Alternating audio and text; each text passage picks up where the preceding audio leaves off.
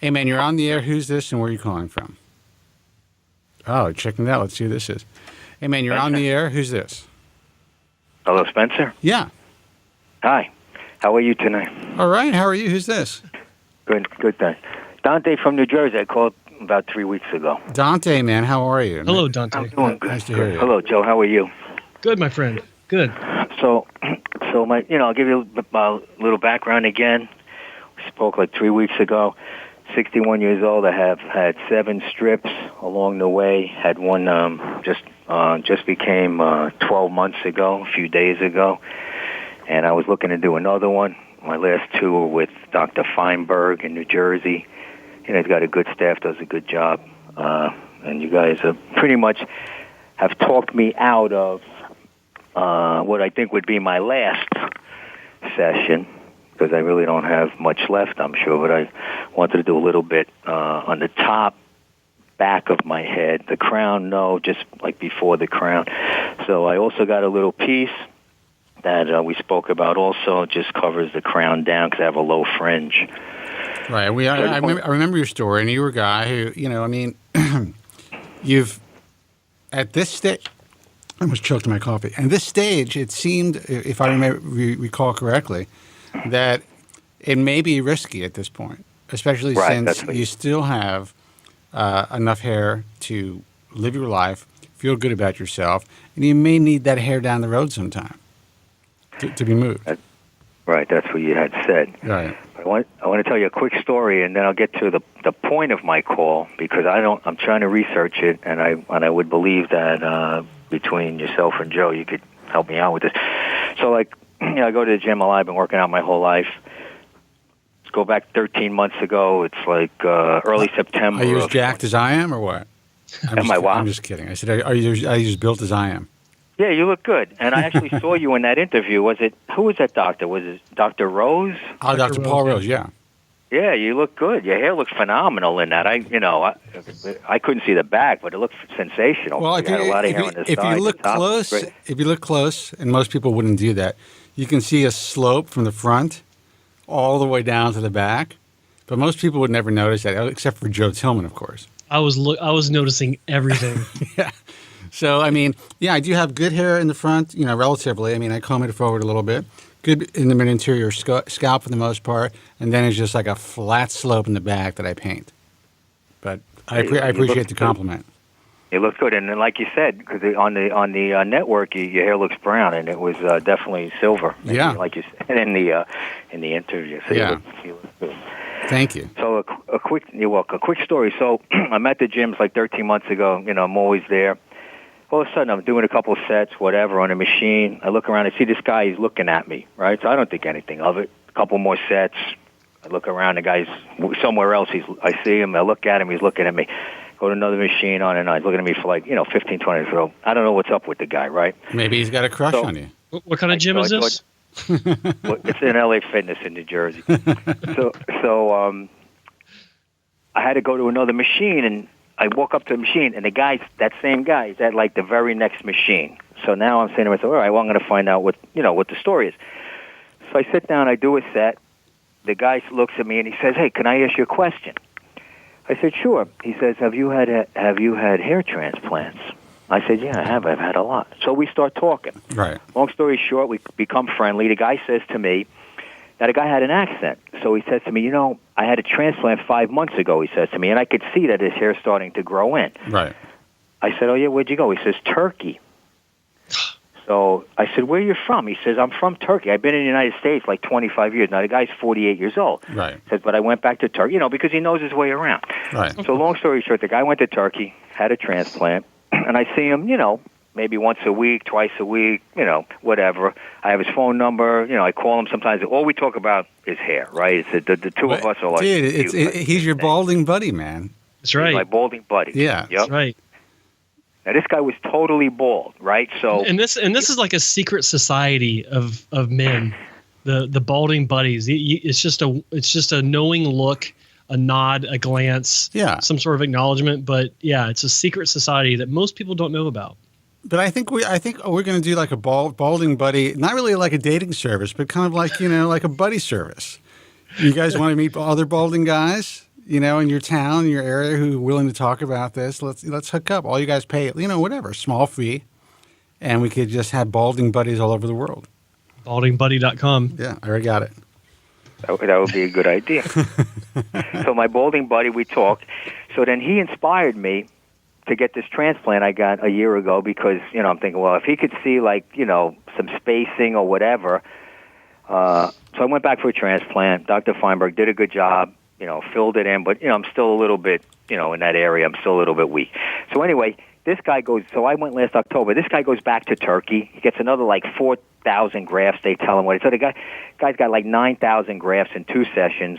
Probably paid like, you know, $50 for the whole thing. I think he paid like $4,000 for 9,000 grafts. And right? it actually included his meals and his lodging. Yeah, and limousine service to and from the airport. Right, and a hooker. Right. Right. Well, he didn't tell me that part, but I know, Joe, you went. I saw your segment on going to Turkey, so it was the same exact thing you described. Well, Joe cut out the hooker part from his video. Oh, okay. Yeah. Go ahead. So now this guy was totally bald. Now he looks really good. He's got some spacing, but now let me ask you a question. How long ago did you meet the balding buddy? So you've seen the entire process? It's like 13 months ago. All right. Okay. So he was 5 months into his. So he's like right. 9. Yeah. He went in January, so he's 9 months into the second one, and he looks really good. But now he, like the rest of us, he's still not 100% satisfied. So here's my point. So I see him last week, and he says to me, I went to this, look at my eyebrows. He says, I went to this place, and they did this thing on my eyebrows. So they filled in his eyebrows. So he wasn't sure what they call it. So I looked it up. I looked up the place. Microblading? Microblading. Yeah. Right. They microbladed his eyebrows. That was last week, Saturday, 3 days ago. He got a penis enlargement, and then he got his pecs done. They did his whole head microblading. Yeah. Now he sends me a picture. I haven't seen him yet. I was supposed to see him last night, but I didn't show up. The picture, his hair looks everything on his head looks completely black. But now I don't know. I'm thinking about that. That's why I'm calling. When they do this microblading, if they're going to go if they go in the crown, for example, where there's not much hair, it may not work. But if they go in the middle of your head, like to fill in, like you would do with a transplant, aren't these blades? Isn't it possible that they could knock out the existing transplanted hair? Isn't this a dangerous situation? Well, I absolutely. First of all, I don't think microblading is usually it's a very specific technique that was created by cosmetic tattoo artists for eyebrow reconstruction or enhancing women's eyebrows. For women, depending on how it's done, it can look pretty good. And I think very natural and could have a 3D effect. But women are also utilizing makeup, so it kind of camouflages maybe some of the two-dimensional aspect of the tattoo itself. Now, in time, you have to understand that with all types of tattoos, if you don't cover that shit with some sort of UV protection, it's going to fade relatively quickly. And if it's a permanent type of an ink, there are all types of issues. If you're going dark, no matter what anybody tells you, most of the really dark inks, especially blacks, will turn a greenish blue. Yep. What you want to do is you want to go lighter, kind of in the gray tones. Frankly, if you're going to do something permanent, or brown, right? There's just a lot of problems now. I don't think there's a real place for microblading when it comes to, the scalp. There's something called, and Joe is very well versed in this, he's had it himself, trichopigmentation, or the permanent version of that is SMP, which is scalp micropigmentation. And I'm going to let Joe take over, but I think your question was really good about can't it affect your adjacent hair follicles? Absolutely. If you are using the microblading technique, you're basically doing, in different directions. It could be horizontal, it could be vertically, it could be kind of almost look like it's parallel to your scalp, which is not really parallel. But you're cutting across, hairs. You could be transecting hairs. Now, they're not going that deep, but I think there could be some microscopic scarring for sure, and you can definitely cut out some hair. I think that I don't know enough about microblading. I don't know how deep it goes, but I can tell you that when you're dealing with trichopigmentation or scalp micropigmentation, you're dealing with a needle that actually has multiple tips. Some of them have a single tip, some of them have a triple tip, some have 5 tips. And permanent or S&P scalp micropigmentation goes fairly deep into the epidermis, but even that isn't deep enough to damage the follicle that produces the hair shaft. Right. So, in short, if you have a procedure that's designed for the scalp, like S&P or trichopigmentation, you don't need to worry about damaging transplanted hair. They might tap a few hair shafts, but their goal is to go in between them. They wet the hair. They're probably wearing magnification so they can see in between them, and they're doing dots, right? With a microblade, they're doing these lines, and it's probably not deep enough to cause any real damage. You're talking about 3 millimeters or more. That's how deep they would have to go to cause permanent damage. But anything above that, or anything over, or excuse me, anything more shallow should be safer. But I think it's possible to cause but what at least Spencer was saying some about temporary S&P, damage. the permanent type, is absolutely true. You need to also avoid anyone that uses what they will refer to as a true black, because there are 2 issues with that. A true black, and I'm using air quotes metaphorically, is more prone to turning green or blue over the long term, and you do also have the potential for it to be not quite so good for you on the health side of things, simply because a true black is probably carbon based, and that is actually outlawed in many countries. So you need to avoid that very diligently. Now what's interesting is being in New Jersey, there are some guys near you that, or some institutions that can do a really good job. They're trained to work inside of existing hair to thicken it up. I've had the procedure done myself with trichopigmentation. And the thing about tricho is it is a semi-permanent, not permanent. So it'll fade in about 2 years, give or take. So you do need to go for probably an annual touch-up. But once the first visit is done, then the touch-ups roughly once a year will be a lot more simplistic and easier to get through.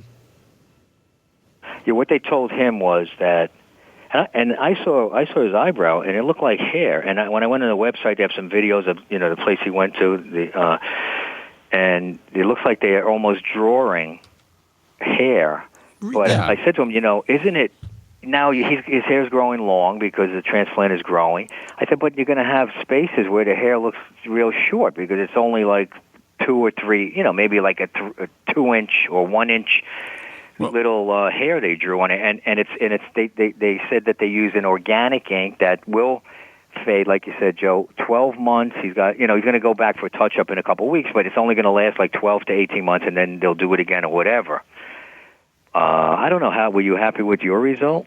Well, they're probably using a standard temporary makeup type of application, which is different than what the inks are used in the higher level scalp pigmentation type of outfits. But was I happy with it? I was very happy with it. It worked really well. In fact, there's a video on my YouTube channel where I'm showing.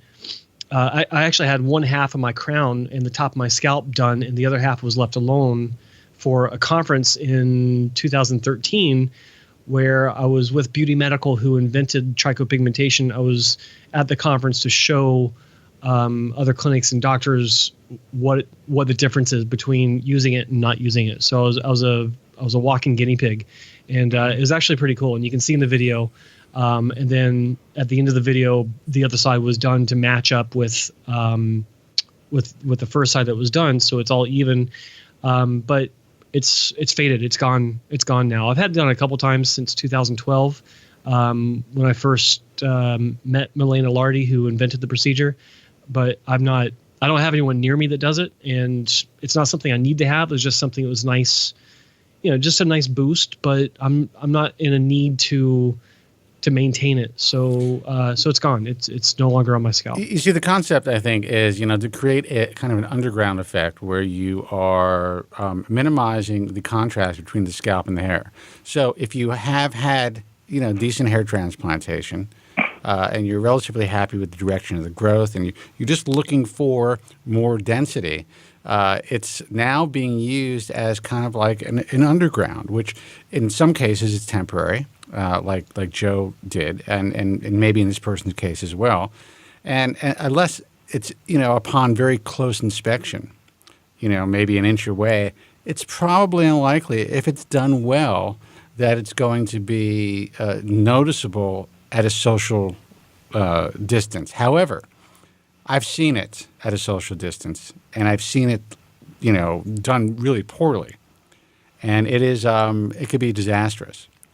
So, you have to take a look for yourself, see, how you like this guy's work. But here's the thing. I do think that it's important. You want to try to use organic inks. Now, what are organic inks? A lot of the inks out there, first of all, there's, the FDA does not govern tattoo inks in any way. So, basically, the feds want the states to do the governing over, to make sure these inks are safe, and vice versa. So you never really know what you're getting. The only way to truly know what type of ink is being put into your skin is to have it sent to a lab yourself. A lot of these inks contain arsenic. A lot of these inks contain, so people who are all tatted up, and most people now get, true black tattoos. They have no idea what's going on in their body. Now, I'm not saying that I'm not 100% convinced that tattoos cause cancer. There is some theory out there that it can. But listen, people smoke, people drink, people eat all kinds of crap every day. Mm-hmm. So, but you just have to be careful what you're doing to your scalp. This guy appears to be really into trying to figure out how to improve his appearance, which is great. I'm not a fan of the microblading on a man's eyebrow. In my view, it usually looks pretty, I don't know, overdone and sometimes effeminate. Right. I don't know if you, right. How do you think it looked? I thought it looked good. It looked full. It didn't really look like it was a female eyebrow, but it was, his hair is dark black, and it was, I said to him, your eyebrow is a little brown. And maybe that's because of the ink. Now, I imagine they wouldn't have done that on his head because it never would have worked. But for his eyebrow to be a little lighter than his head, you could probably get away with it. But it looked a little bit, it was lighter than his hair, hair color. Did you think it looked real? I did, and I could see hair. I mean, it looked like hairs were coming out of his eyebrow. Yeah, no. Some of these people are really good at what they do. And you have to realize, there's absolutely a place, I believe, for cosmetic tattooing. And there's some miracles that are being done, like nipple reconstruction. People who either have vitiligo on their nipples or who have had, mastectomies and have had to have these, nipples recreated to look like they're 3D. There are people who have had accidents who deal with alopecia areata, who lose, or universalis, lose their eyebrows, and they have these options where they could be made to look, like themselves again. So I think it could be a really great process and could really benefit a lot of people. But I'm just, in general, and I'm not loved for saying this, I'm just not a fan of kind of tattooing your scalp unless it's completely necessary. That's how I feel about it. If you need to hide scars, and it's possible that the SMP or the trichopigmentation can really help to, for you to go on with your life and live a normal life again, that's great. I have seen some people with really benefit who have had alopecia areata from scalp tattooing. It could look fantastic, and they feel comfortable in their own skin. They could leave their homes again and feel, with a shaved look and just feel really, really good about themselves.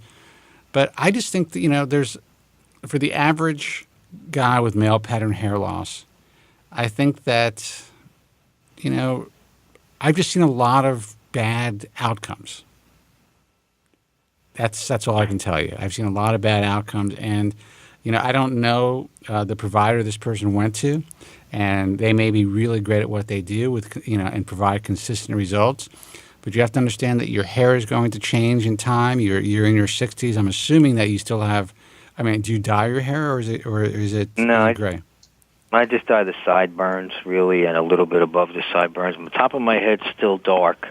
Oh, black. It is. Okay. Yeah, I just dye the sides when I get a haircut because all the gray comes I think that a couple things to be aware of, and I was listening to what Spencer was saying, and he's right about. There are 2 points I want to make. He's right about the inks or pigments in the U.S. not being regulated by the FDA or anyone for that matter. There is no governing body. In Europe, there is. The European equivalent of the FDA is very stringent about this type of stuff. And in the UK, they've got very strict guidelines about the type of pigments that can be used within their jurisdiction. And it has to be, it can't contain the carbons, and it can't contain other certain elements that have been known to be related to carcinogenic issues. So if you are going to, if you're concerned about this kind of stuff, that is where trichopigmentation does have a leg up, because it is manufactured in, it's either Germany or Spain. I can't remember which, or both, I think. And it is passed through these tests of the European version. Forgive me, I forget the name of it, of the FDA. And in Europe, if you go to any tattoo, traditional tattoo, or in this case, a S&P or trichopigmentation clinic, they actually have to have a list of the ingredients available for the consumer to view, which I think is a good thing. I mean, they're very proactive about that. But the second thing is what Spencer was saying about, almost like a last ditch scenario for use of something like this. I kind of agree. I mean, I look at my own case, and if I had a trichopigmentation specialist closer to me, there's a chance I'd be doing it more often than I am. But as it stands, I'm not in need of it. Like every time I go back to Milan to visit Beauty Medical, Milena will give me a touch-up. She gave me a touch-up 2 years ago when I was there last. But here's the thing: you're in a position where you can get touch-ups free of charge. And, yes. I am a fan of using cosmetics. So for me, it's not a problem to essentially, I would say, paint my bald spot, to use concealers. Yeah. So for me, to go in, have the process done, wait till it fades, to have it redone again, it just seems like a lot of work for the amount of coverage that you're going to be getting, especially in your case, Joe. When if you just do on a little topic, you're out the door, you look 100%. But the difference is that when I was using it, or when I did have the tricho and it was fresh for like the first year, I mean, I don't need anything, but if I were in that position, I wouldn't need the topic or anything like that to begin with. And that's the point, right? It's like more of a longer use version of topic or something like that. But the biggest thing that you need to be aware of, Dante, is that this will not take the place of a concealer like Dermatch, Kobren, or Topic, because there's a huge difference in how it looks. This actually looks more natural because it can still see your scalp. Whereas if you're using a Topic or other type of concealer, you're literally hiding your scalp as well, and so it looks almost too thick in many cases. You don't have that visible scalp that you would see on a natural head of hair. I have to tell you, that really depends on how you finesse it. Yeah, but you have to be okay. But that's what I'm saying. You have to be an artist. You have to be an artist. I make sure that you can actually diligent about it. I make sure you can see some scalp back there. Yeah, you do. Yeah. Exactly. That's what I'm saying. But a lot of people don't. Most people don't, I think it's safe to say. And most people don't have the time to actually finesse it if they do want to finesse it, because, people need to leave the house and go do their thing, right? So what do you, like, I don't work for a living? Well, no, you work out. You don't have to hop into a car and go to an office. That's the difference. That's true. So the thing is, Dante, is that trichopigmentation, and for some people, permanent SMP. I'm not going to slam it because some people are happy with it. But for a thickening effect, like what you're looking for, trichopigmentation is a great option. But you have to understand the shortcomings and the compromises. The compromises is it's not going to give you the full thick appearance that a concealer will give you, and the other compromise is that you got to go back for touch-ups roughly once a year. That's what I used to tell people when a clinic I used to work for offered it. But the benefits are many. So I mean, you have to weigh those, right? Being in New York or being in New Jersey, you do have a great trichopigmentation artist near you. I will mention the name of the clinic. It's called Ahead Inc. I know the owner personally. He's very ethical. He's in Queens, right? No, he is. He was actually across the river. Is that the way? Yeah. So he was in New Jersey across the river. I think he might be. I'm not sure if he's still there or if he's I thought he was in Queens. Maybe, I don't know. Anyway, yeah. What's Not his name? far. His name is Eric, right? Yeah, Eric. Yeah. And he actually, a cool thing about him is he actually trained on his own for 2 years. He went and trained with Milena, then he went home, and he invested his own time and money for 2 years, making sure that he had this down. Then he went back to Milena to make sure that he was trained properly before he actually opened his doors and started advertising and taking money. He was doing everything free of charge. I've never heard of anyone doing that. You know what you should do, man? Check out the person locally in Jersey. See some more of her or his work. Yeah. And then you can check out this guy, Eric, as well. This may be something, as long as it's temporary. This may be something. And, you're in your 60s, you probably have a couple of extra bucks to throw around if you need to. It's like, it may be something worth your while. If you're feeling that it would make you a little bit more comfortable, then why not? That's how I look at it, because it's not going to last forever. See, what I would like to do, I wouldn't do what my friend did and get my whole head done. I would just work from the back down. See, now my problem is I'm wearing this little piece like we talked about. It's like a little yarmulke from the crown down. Right. I don't think it works if you don't have hair in the area, right? I think you have to have hair in the area. You just can't take like a bald patch and do microblading, and I don't think it looks the right way. It won't first of all, it won't unless you shave your head completely, and that's where SMP or trichopigmentation comes in. They are trying to mimic what a shaved hair follicle looks like on the scalp. So the microblading on the scalp, in my view, is just going to look like a bunch of different lines on your scalp. Now, when you remove the piece and is there any hair that will grow underneath the piece? I have some hair, a little bit of hair on the crown and a little down. But then my problem is, like I said, it's a low fringe. So there's a couple inches of, it's kind of like nothing there in the back. Now, are you finding it difficult now to deal with the piece? No, I actually like it. But the problem is and you told me that I should, go online, and I went online and looked at, some of the pieces for like $150, $200. But, I'm afraid, I don't know, you can't really see what you're doing. How do you know you got them on right? Because you're going to take them off, put them back on. This place I have to go every 3 weeks. It kind of could become a little bit of a nuisance, Well, here's the thing. There are, depending on the company that you go to, they can refer you to someone locally who can cut the piece in, and you can go in and have it, replaced and taken. If you don't want to do the work yourself, there are places that'll do it for you. And even this place, as long as you pay them for servicing, they don't care. They'd rather you buy the piece from them. But most of these places are not going to don't want to lose the customer or lose that haircut. So they'd be willing to work with whatever you have. So to me, it is not a terrible idea to invest $200. Send some hair samples. Send them a picture, a dimension of what you're currently wearing, and see what see what comes back to you. And you may be really pleasantly surprised and realize, shit, I can get one of these every month, and it'd be like a disposable, contact lens, and it'll always look fresh, and you won't have to worry about the maintenance as much, And if you learn how to finesse it a little bit yourself, I think it's going to give you a little bit more freedom, where you feel like I can go on vacation.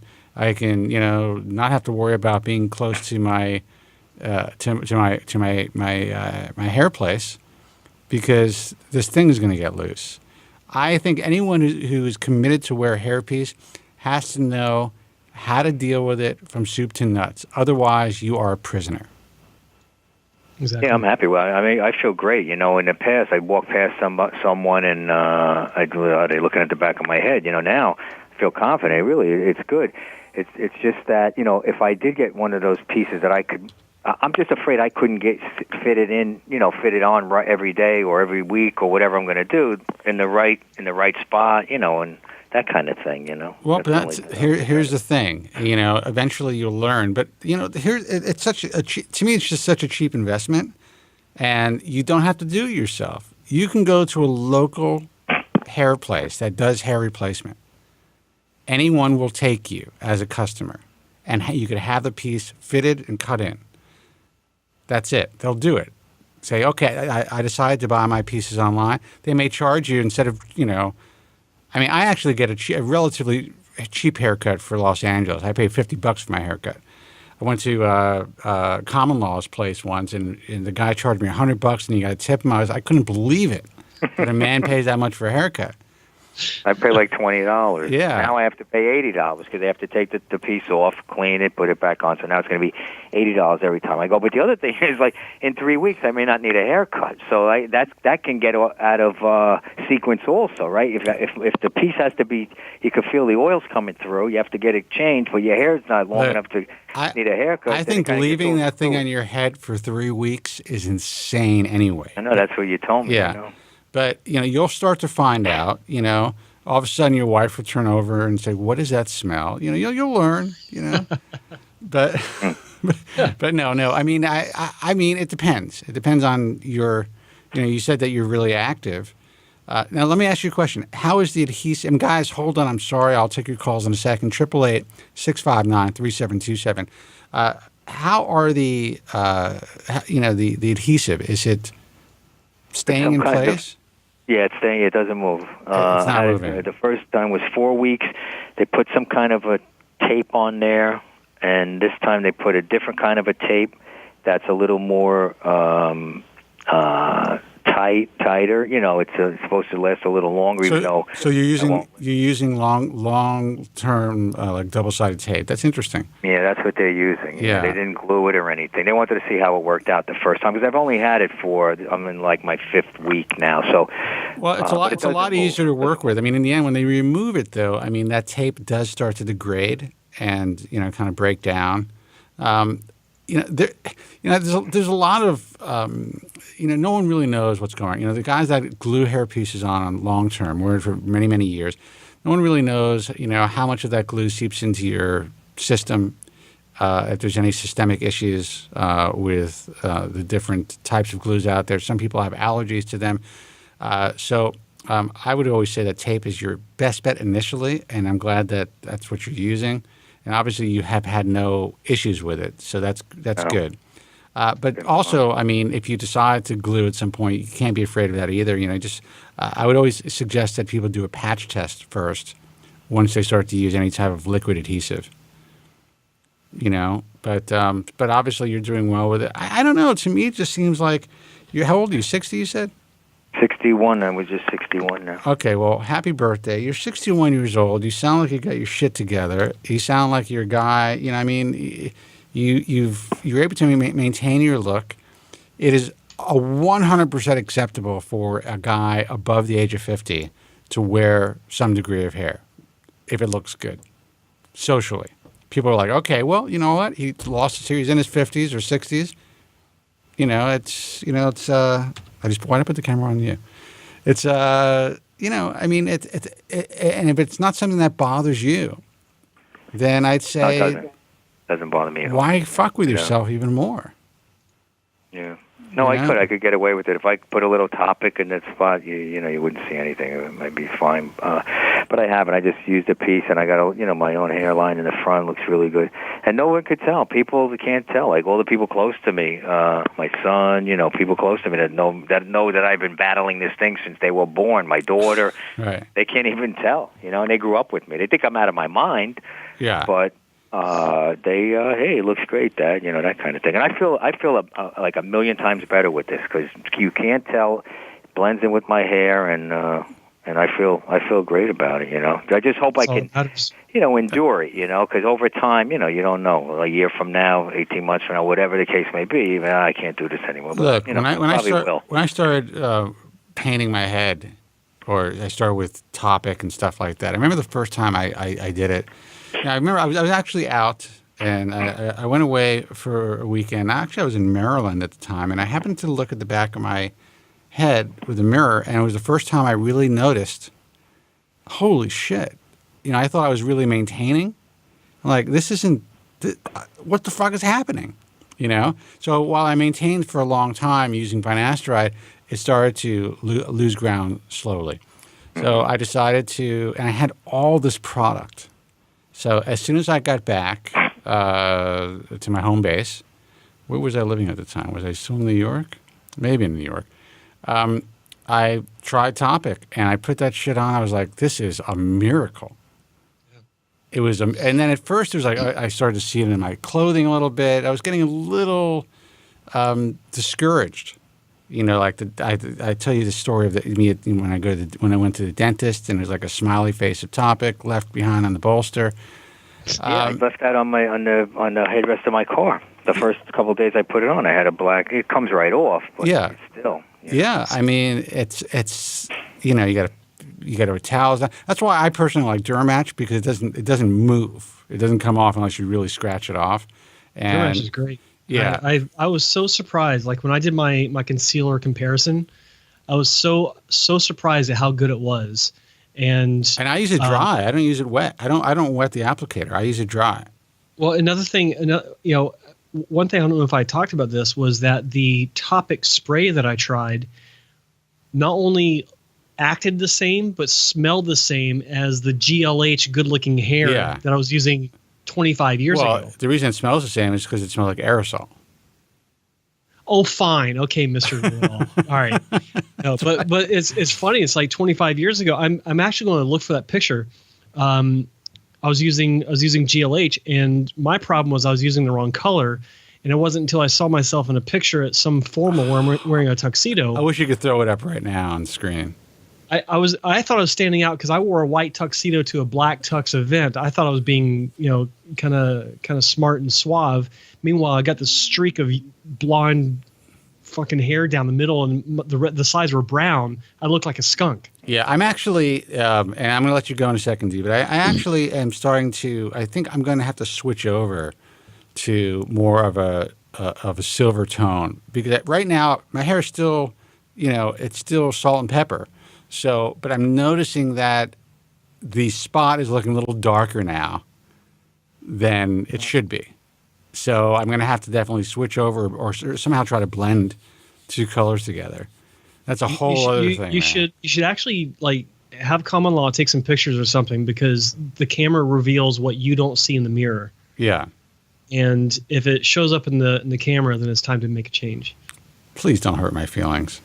But no, Spence, you looked good in that interview. I'm telling you. I was looking at the side of your hair, like the top, from what I could see from, because you really didn't get much of a back view, but it looked really full on the sides and going up the top and towards the back. Dante, let me tell you something. When I first met Spencer 5 years ago, face to face, I mean, we'd known each other for many years before that, through the phone and in the web. But when I met this guy for the first time, it was like looking at the Mona Lisa. It was just like the most perfect piece of artistic coif you've ever seen in your life. It was just. I'm not even sure how to take that, but I appreciate it. It was a work of art. It looked fantastic. Well, and I appreciate that. And the problem is, well, here's the thing. I'm fortunate enough where I have enough hair and I can make it work. That's the key. And it's also the key to wearing a hairpiece. When people are discouraged when they're using finasteride and they've lost so much hair and they're like, well, I'm never going to be able to grow back my hair. It's like, well, you know what? You might be able to save your temporal points. You might be able to save the donor area. You might be able to save, I forgot, what are these called? The humps, the occipital? Parietal humps. Parietal humps. Things that people don't really recognize as being important if they want to somehow either A, get a hair transplant, or B, wear a hairpiece. The biggest giveaway for a hairpiece is recession of the temporal areas, the temporal points. The temporal points, yeah. Right. If you can maintain that, and in many cases finasteride will, then it gives you so many more options to make yourself look better. And that includes wearing a hair system, even a full hair system, because, people, if they're smart and they have recession in the sides, they'll have a very high hair system made. But most people don't want to do that, so that's why they look like they're wearing a hair hat. Yeah, they want to look like they're 18 years old again. Absolutely. Listen, Dante, we're going to let you go. Thank you so much for the call. You sound like a guy who has, I understand. It doesn't matter how old we get. I'm not saying you're old because we're close in age. But, we still want to look our best, and we still want to feel comfortable in our own skin. But there comes a point when you have to, kind of weigh the risk-benefit ratio. And right now you seem in a really good place. You're happy with your hairpiece. You're happy with your current hair transplant. You walk out in the world and you feel good. Don't worry about, oh, shit, I may not be able to. I don't know how long I'm going to maintain that. That's like worrying about getting cancer. That's like worrying about, you got to live for today. Right now you're happy. Enjoy it. Not to mention, you're a perfect example to the young guys out there of still caring about your hair beyond the age of 25. I mean, we Spencer and I hear it all the time. I read about it. People say it to me all the time. I won't care what I look like when I'm 40. Yeah, listen, I'm not. This may sound obnoxious, but when guys, you tell me that my hair looks good, whatever it is, that makes me feel good. I see, I notice like. Women will compliment me and things like that. I'm 52 years old. It still feels good to know that you're in the game. There's nothing wrong with that. And I could tell you, in another 10 years, you're still going to want to feel like you're in the game because I'm not ready to give up anyway at my age. Dude, I remember. That's when the hookers come in. I remember having a patient come for a consultation. He was in his late 70s. His wife had just passed away like 2 years prior. He had mourned. He had been through the process, and he said, "You know what? It's time to get back out there. I need a hair transplant." Yeah. He was putting himself back on the market. He wanted his hair back, and it worked out beautifully. He looked great. But I have to tell you that the advantage that we have over the young guys is that we can utilize all different options without being judged by most people. Even younger women would be more understanding. Yeah. Of painting your head or having a transplant or wearing a hairpiece when you're in your 50s and 60s. They'd be thankful. Yeah. They'd be like, wow. My wife is. Yeah. My wife is thankful that I had hair transplant. Right. They'd be like, wow, you look great. Whatever you're doing, keep doing it. So and the other thing that works in our favor is that we are older and most of our hair loss has already taken place. You get these young guys at 35, 38, couple of hair transplants, they're looking great, but 10 years from now, it's another story. I was good at 35 after like 3 hair transplants. I had to come back for another 4. Well, I mean, it depends. I mean, our age, yeah. I mean, I understand that, your testosterone levels are slightly lower or they do get lower. If you get to a certain point, usually you're pretty stable for a long time. But then age-ed alopecia could start to kick in where, once you hit your 70s, the hair or mid-70s, hair can start to thin again. Not necessarily in the same way as androgenic alopecia, but just the diameter starts to thin out. I actually saw somebody today who his entire career, a guy that, not today, over the weekend, had an incredibly full hairline. Now the guy's in his mid-70s. And I'm starting to see it thin out a little bit. So I mean, I've seen that. Yeah. I've seen that lately, also. Yep, absolutely. So it happens. The key is maintain the lifestyle that you're maintaining, and I honestly believe the less medications you're on, when you're older. I think there's going to be less of a chance of that type. You know, people, it's termed age alopecia, but we don't really know if it's purely from age or if it has to do with some sort of, you know, degenerative issues or, you know, medications combined with degenerative issues. Because most people today over the age of 50 are on some sort of like cholesterol medication or some sort of, you know, non-steroidal anti-inflammatory medication or on, you know, whatever, you know. I mean, most of my friends are on, they're like on 5 or 6 medications. I'm not even joking. It's ridiculous. The only thing, you know what medication I'm on? Jack Daniels and Proscar. That's it. I thought you quit drinking 2 weeks ago. I actually did, but, you know, it's good. It makes for a good joke. I know. All right, man. Thanks for ruining that one. Thanks for calling, Dante. All right, Dante. I'll keep you guys posted on what I find out. Thanks for the call. All right, thanks, All right, Joe. take care. Thanks. Take care. Bye. Bye.